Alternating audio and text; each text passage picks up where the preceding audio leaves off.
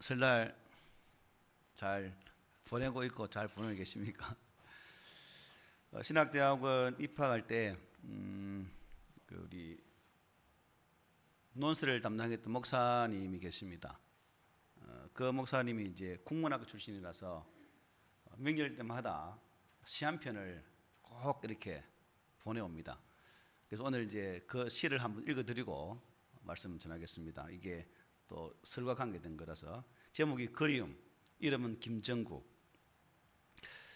가는 길이 힘겹고 이내 두고 와야 할 고향인데 길마다 꼬리를 물고 역마다 사람 홍수가 나는 것은 혼자 살 수 없는 까닭일 테지요.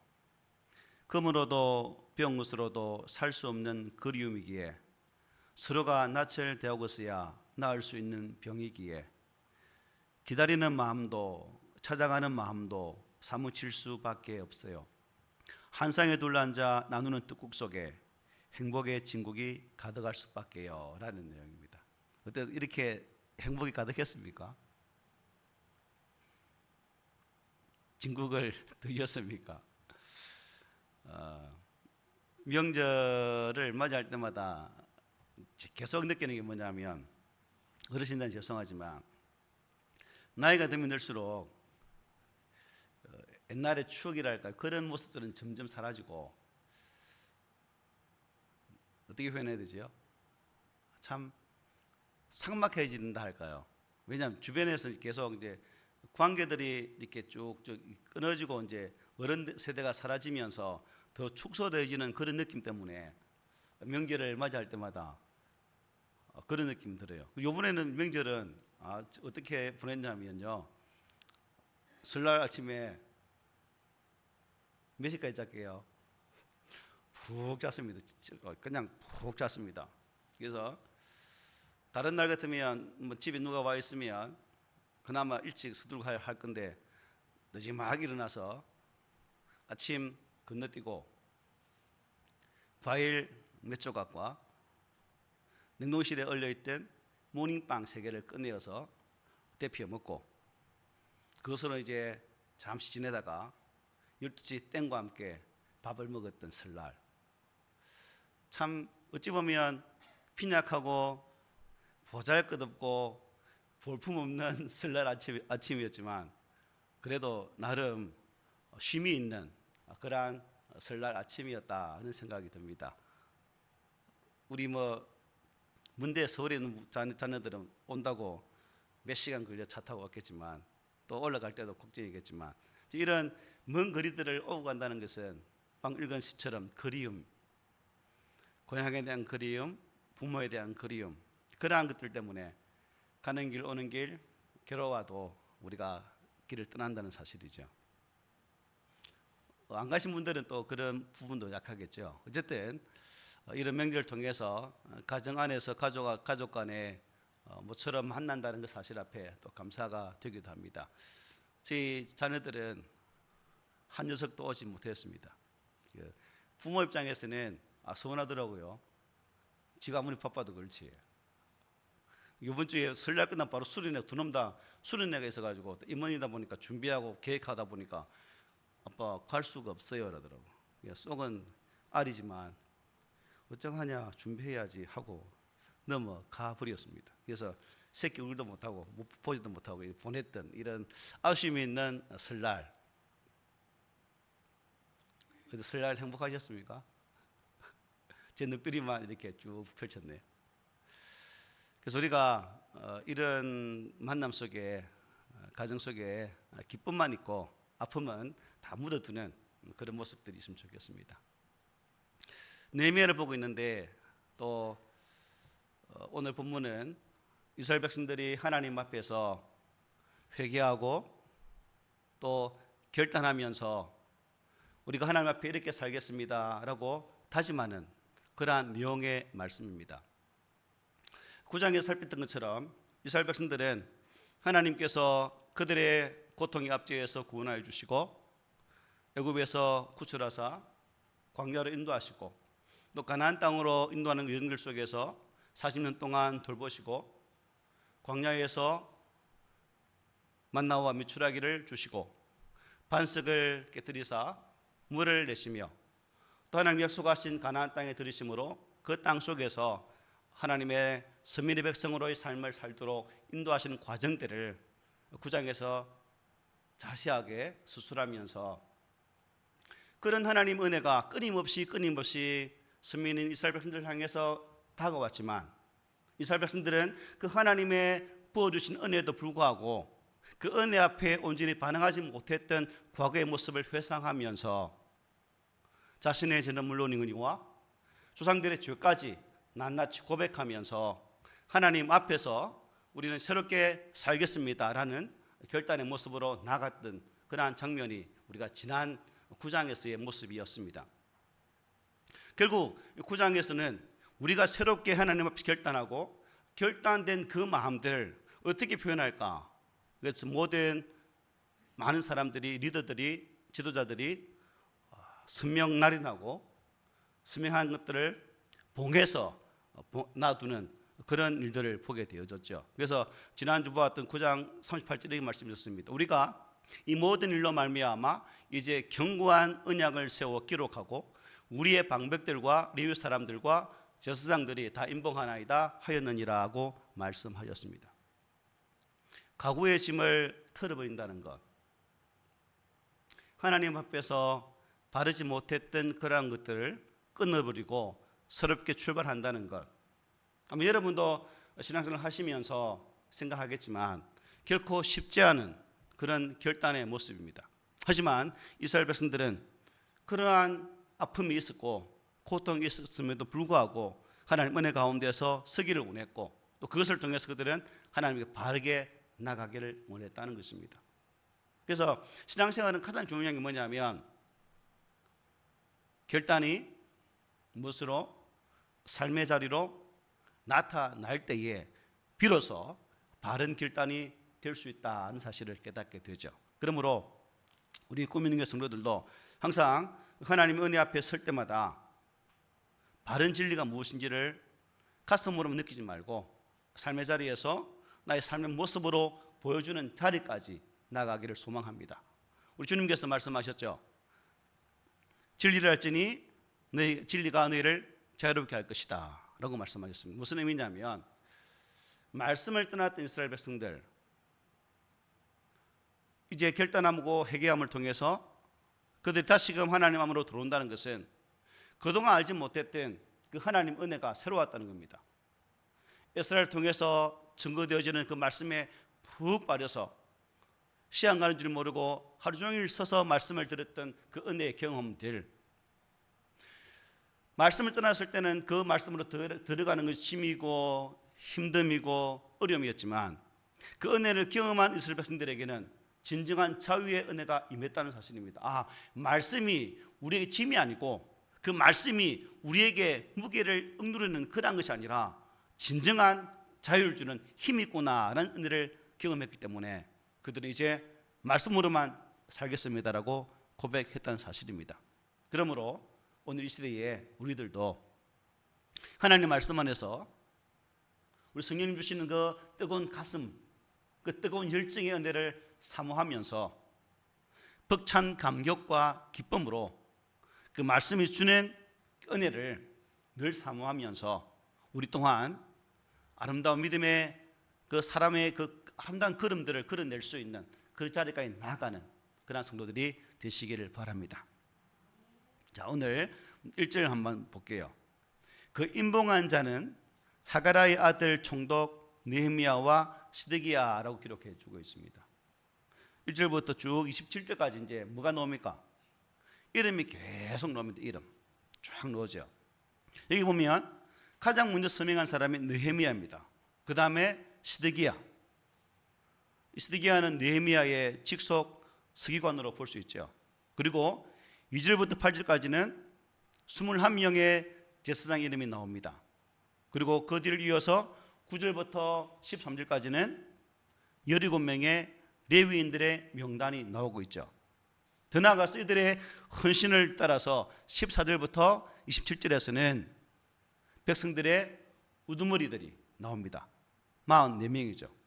이 모든 사람들이 도장을 찍습니다. 보니까 총 84명, 84명이 결단을 하게 되는 모습을 보게 됩니다. 즉 민족의 지도자들이 먼저 하나님의 말씀과 규례대로 순종하며 살겠습니다 라는 마음을 담아서 서명 날인을 하게 되었다는 겁니다. 마찬가지로 오늘 저를 비롯해서 교회에 지도자적 위치에 있는 사람들 또한 이 모습으로 세워져야 된다는 겁니다. 목사가 또한 중직자들이 집사들이 하나님의 교회를 섬김에 있어서 앞선 자들이 본이 되지 못하고 리더로서의 자질을 갖추지 못한다면 일반 성도들이 뭐 합시다라고 하면 따라오겠습니까? 안 된다는 거죠. 지금 본문이 보여주는 지도자들이 하나님 앞에서 다짐하고 결의하는 것처럼 오늘날에도 목회자를 비롯해서 교회의 일꾼들이, 즉 리더적 위치에 있는 자들이 이러한 모습으로 보일 때에 교회의 도전이 되는 것이고, 또한 그 도전을 받은 성도들이 함께 힘을 모아 하나님의 교회를 든든히 세워갈 수 있다는 사실을 깨닫게 됩니다. 그리고 이어지는 말씀을 보십시오. 28절 29절 이렇게 말합니다. 그 남은 백성과 제사장들과 레위 사람들과 문지기들과 노래하는 자들과 느디님 사람들과 및 이방 사람과 절규하고 하나님의 율법을 준행하는 모든 자와 그들의 아내와 그들의 자녀들 곧 지식과 총명이 있는 자들은 다 그들의 형제 귀족들을 따라 저주로 맹세하기를 우리가 하나님의 종 모세를 통하여 주신 하나님의 율법을 따라 우리 주 여호와의 모든 계명과 규례와 율례를 지켜 행하여라고 말씀합니다.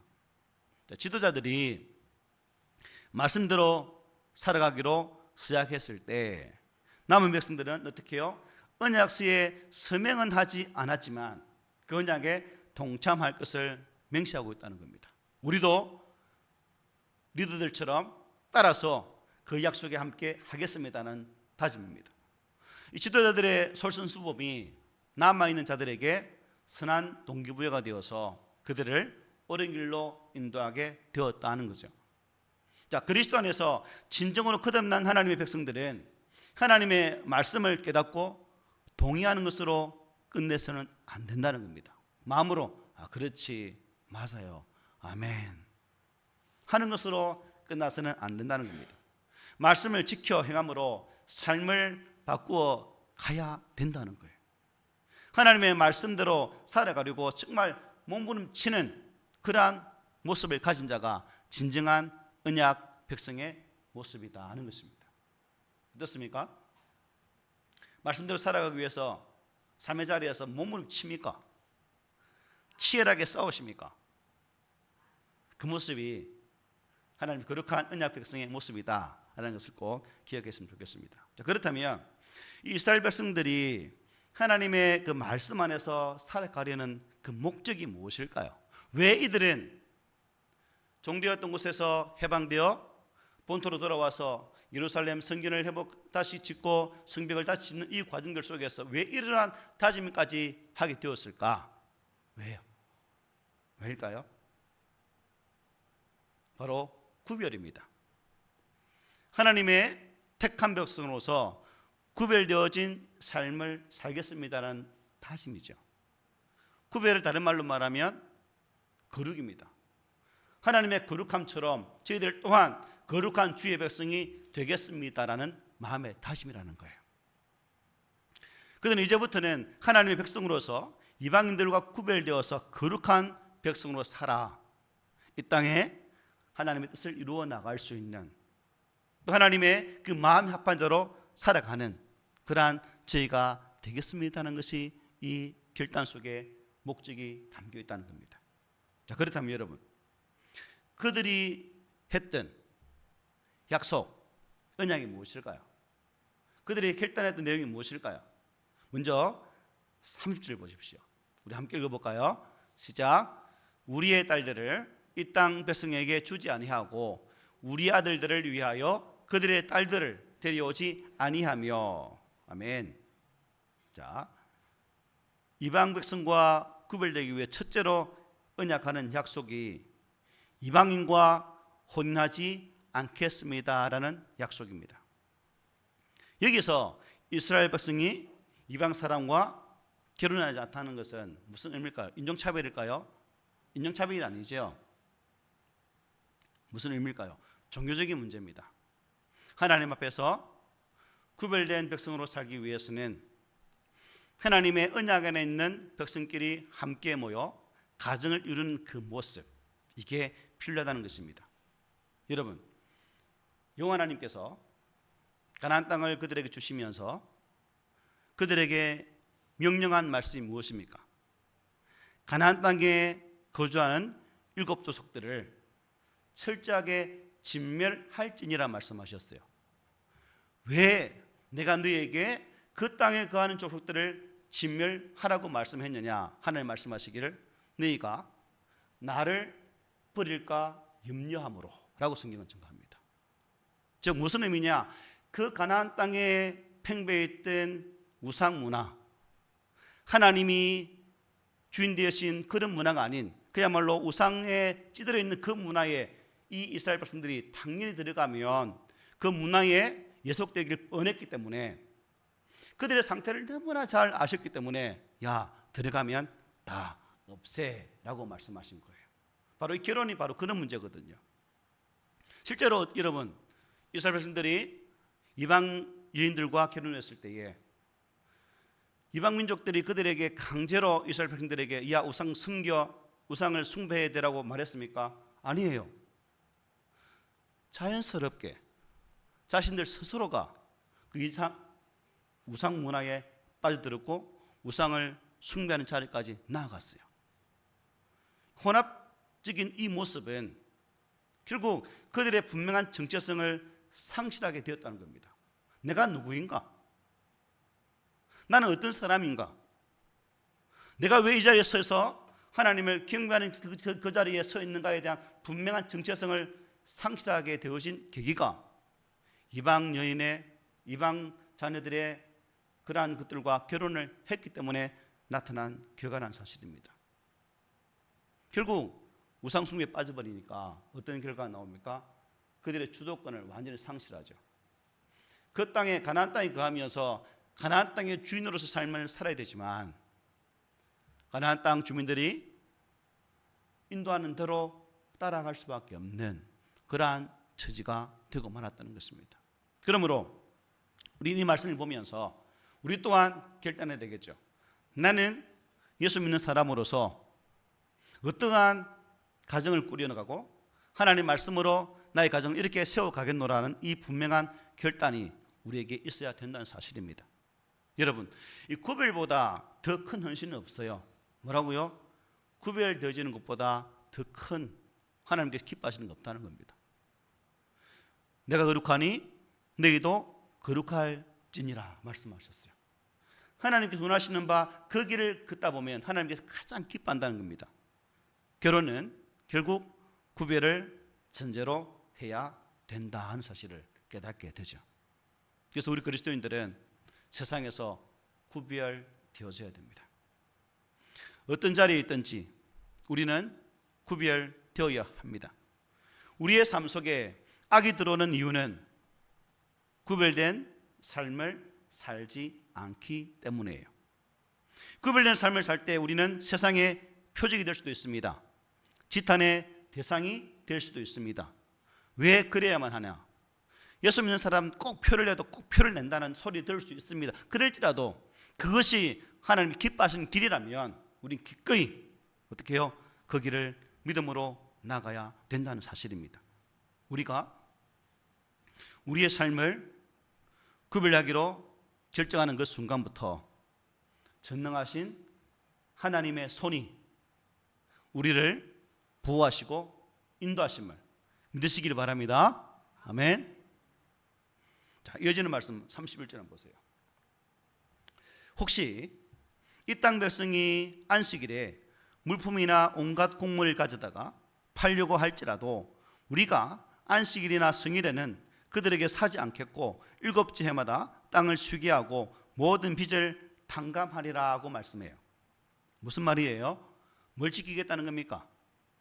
안식일과 안식일을 지키겠습니다라는 결단입니다. 당시 유대인들은 이방인들과 교역을 통해서 부족한 생필품을 다 이렇게 공급을 받았어요. 성벽을 재건하는 동안에도 이 안식일에 그들은 교역은 계속 이루어지고 있었다는 겁니다. 그러나 이제부터는 구별되기 위해서 안식일과 안식년을 거룩히 지키겠다라고 약속을 하고 있는 거예요. 여러분, 안식일이나 성일은 하나님을 만나는 특별한 날입니다. 그런데 백성들은 그동안 안식일을 제대로 지키지를 못했어요. 그들 중에는 오히려 이 안식일에 쉬는 사람들에게 뭐라 말했냐면 게을러가지고 말이야 쉬고 말이야 이런 말까지 했다는 겁니다. 이들은 아마도 안식일에도 돈을 버는 것과 하나님을 섬기는 것을 다 잘할 수 있다라고 생각했겠죠. 정말 그럴까요? 우리 주님 뭐라 말씀하셨어요? 두 주인을 섬길 수 있다고 말했습니까? 없다라고 말씀하셨죠. 때문에 그들은 이 안식일에 물건을 사거나 팔지 않겠다고 이제 결정을 하고 있는 거예요. 이것은 상거래를 하지 않겠다는 단순한 의미가 아니라 하나님과 만나는 것에 관심을 갖겠습니다라는 의미입니다. 하나님 만나겠습니다. 결국 무슨 문제일까요? 시간의 우선순위를 하나님께 두겠습니다라는 결단의 의미죠.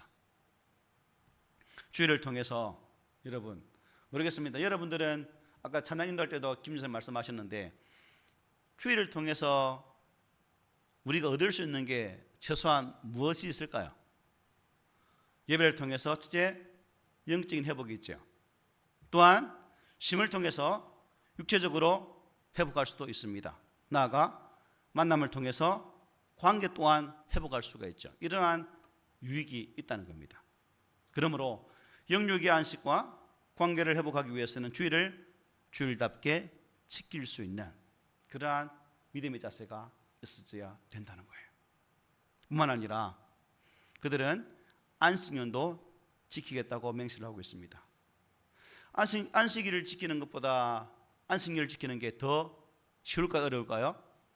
안식일은 매주 나오니까 안식년은 1년 7년마다 쉬니까 안식년이 더 쉽겠네라고 말할 수 있겠지만 안식일을 지키는 게 더 힘들어요. 여기 1년 동안 6년 동안 수고하고 마지막 6일째는 그 다음에 안식일을 지키기 위해서는 2해 동안 먹을 것을 다 준비를 해야 되기 때문에 더 힘들었어요. 그런데 여러분 이스라엘 백성들이 가나안 땅에 들어간 이후에 약 500년 동안 이 안식일을 지키지를 못했습니다. 그러면 7749 약 70년 동안 이스라엘 백성들에게 무엇이 주어집니까? 포로 생활이 주어집니다. 무슨 의미일까요? 너희들이 지키지 못했던 그 안식일의 연수만큼 즉 7회만큼 그들에게 포로로 인해서 그 땅을 강제로 쉬게 했다는 거예요. 이게 내 말일까요? 내 말이면 믿어도 안 믿어도 돼요. 그런데 성경에서 말씀해요. 역대하 36장 21절에 우리 다 읽어봅시다. 시작. 이에 토지가 황폐하여 땅이 안식년을 누림같이 안식하여 70년을 지냈으니 여호와께서 예레미야 입으로 하신 말씀이 이루어졌더라. 그 땅에서 하나님에 대하여 이 안식년을 지키지 못하니까 70년 포로 생활로 보내버렸다는 거예요. 강제로 하나님이 그 땅을 쉬게 하셨다는 의미가 되겠죠. 이스라엘 백성들은 이 시간의 우선순위를 통해서 이제 이방인과 구별되기를 결단하게 됩니다. 안식일을 지키고 또 안식년을 지키고 이러한 것을 통해서 하나님의 거룩한 백성으로서의 위치를 다시금 되찾겠습니다라는 결단을 하게 됐다는 겁니다. 그리고 우리에게도 이런 결단이 필요하겠죠. 주일을 거룩하게 구별하여서 하나님께 드리는 이 땅의 성도들이 되시기를 바랍니다. 이제 이스라엘 백성들은 이방인과 구별된 삶을 살기 위해서 하나님의 백성으로서 하나님께 드릴 것에 대해서 제대로 구별하여 드리겠다고 약속을 합니다. 본문 32절로 34절 말씀 한번 보십시오. 우리가 또 스스로 규례를 정하기를 해마다 각기 세겔의 3분의 1을 수납하여 하나님의 전을 위하여 쓰게 하되 곧 진설병과 항상 드리는 소제와 항상 드리는 번제와 안식일과 철호와 정한 절기에 쓸 것과 성물과 이스라엘을 위하는 속죄제와 우리 하나님의 전의 모든 일을 위하여 쓰게 하였고 또 우리 제사장들과 레위 사람들과 백성들이 제비 뽑아 각기 종족대로 해마다 정한 시기에 나무를 우리 하나님의 전에 바쳐 율법에 기록한 대로 우리 하나님 여호와의 제단에 사르게 하였고 라고 말씀합니다. 무슨 의미예요? 무슨 말씀이에요? 성전을 유지하는 데 있어서 필요한 모든 것들을 어떻게 한다? 기꺼이 공급하겠습니다 라는 결단입니다. 모세는 회막 봉사를 위해서 20세 이상은 몇 세기일까요? 반세기일씩 성전세를 내도록 했죠. 그 베드로에게 주님이 야 고기 잡으면 그 속에서 뭐가 성전세를 내라 말씀하시잖아요. 똑같은 거예요. 그런데 오늘 성경은 백성들에게 몇 분의 1? 3분의 1 세겔씩 내도록 규정하고 있습니다. 이것은 아마도 이 바벨론의 통치하에서 어렵게 생활하고 있던 백성들의 상황을 고려한 그러한 조처로 보여지고 있습니다. 그렇다면 여러분 이 성전세, 이 세금은 어디에 쓰여졌습니까?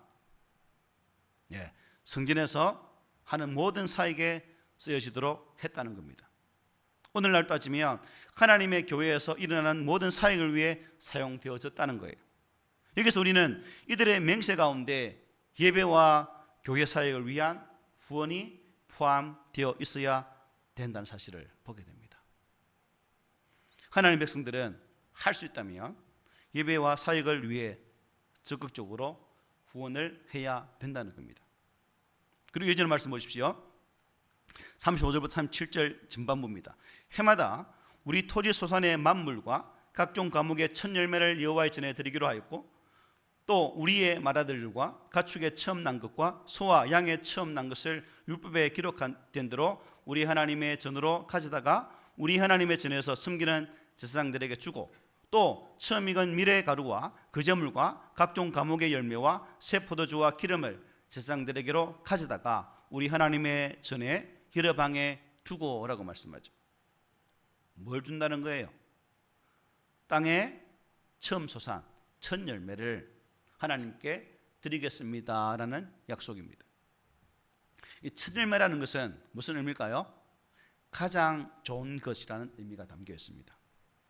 유대인들은 가장 좋은 것은 하나님께 드려야 한다는 것을 배웠어요.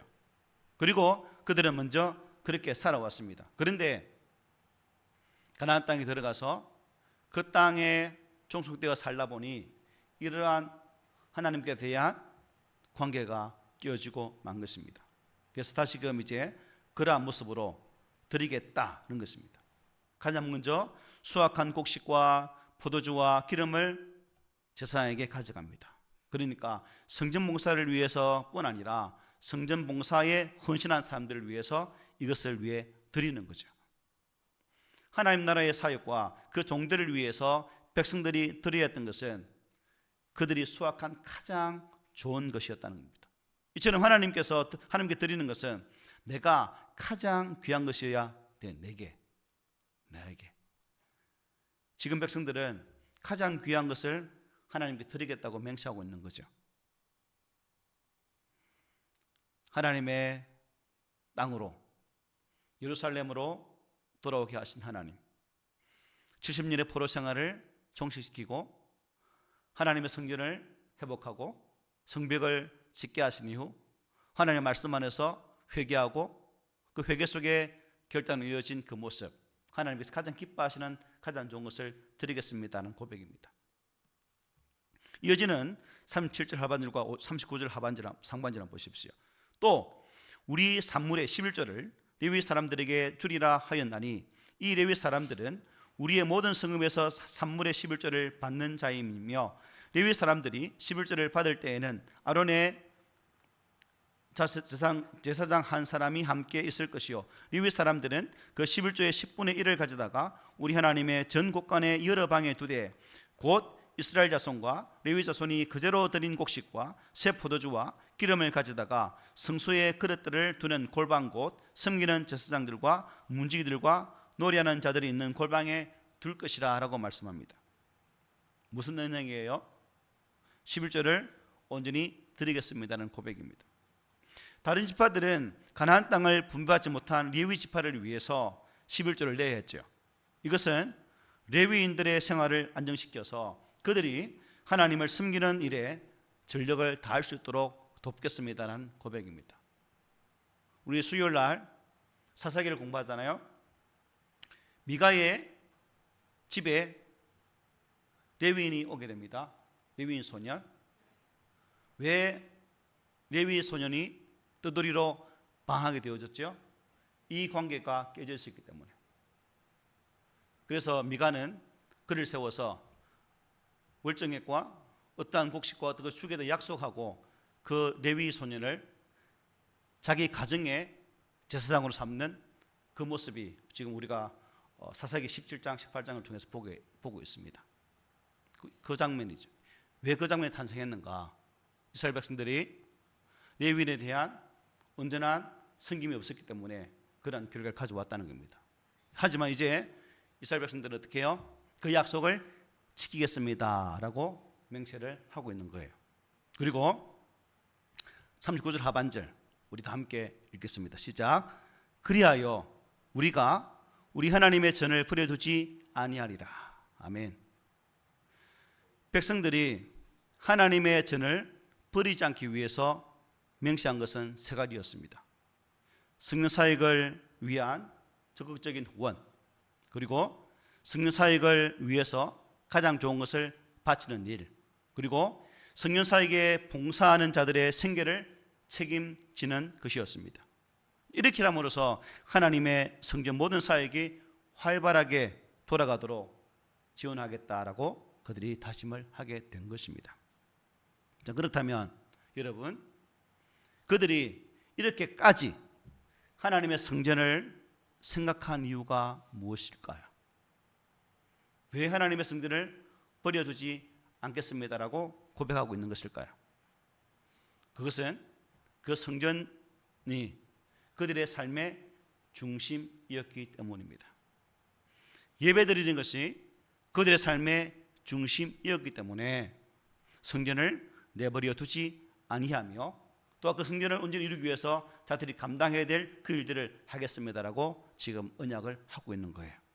여러분, 이스라엘 백성들은 하나님의 성전 사역이 활발하게 돌아가도록 하기 위해서 적극적으로 후원하겠다고 이제 결단을 했습니다.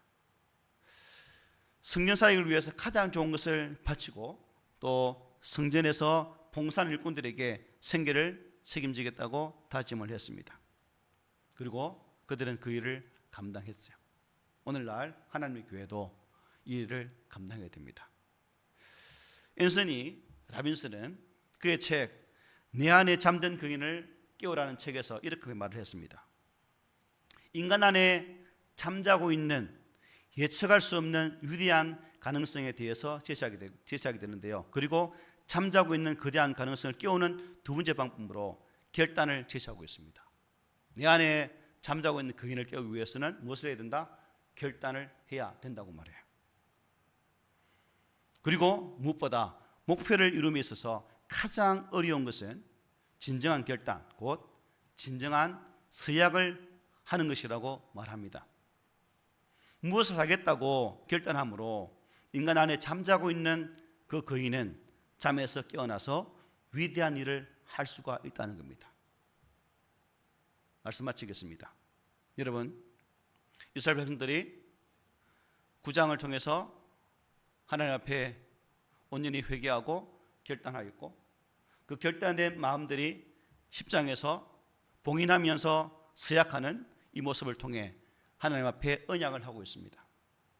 그들이 언약하고 있는 것은 내 안에 잠자고 있는 그 믿음의 아름다운 거인들을 깨워서 하나님 앞에 일할 수 있도록 하나님의 전이 온전한 역할을 감당할 수 있도록 하기 위한 조처였음을 우리는 말씀을 통해 깨닫게 된다는 거예요. 그러므로 우리의 믿음의 회복과 교회의 회복과 우리의 삶의 회복을 위해서는 내 안에 성령님의 은혜로 말미암아 예수 그리스도를 통해서 새로운 결단의 자리로 나아가고 그 결단의 모습이 나의 삶의 모습으로 나타나기까지 부단히 변화를 시도하고 성령의 그 은혜 가운데 변함을 통해서 주님의 기쁨을 이룰 수 있는 그러한 성도들이 되시지 않으시렵니까?